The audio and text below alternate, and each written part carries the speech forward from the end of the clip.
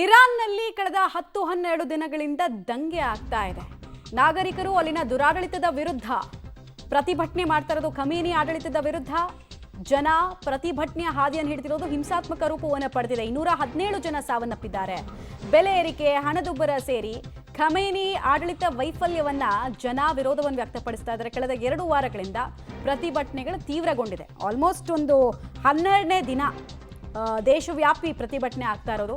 ಇರಾನ್ನಲ್ಲಿ ಕೊಲ್ಲಲ್ಪಟ್ರೆ America ಮಧ್ಯಪ್ರವೇಶ ಮಾಡುತ್ತೆ ಅಂತ ಕೂಡ ಹೇಳ್ತಾ ಇದೆ. ಬಿಕಾಸ್ ಅಲ್ಲಿ ಅವ್ರ ನಾಗರಿಕರಿದ್ದಾರೆ, ಬಾರ್ಡರ್ ಸಮೀಪ ಎಲ್ಲ.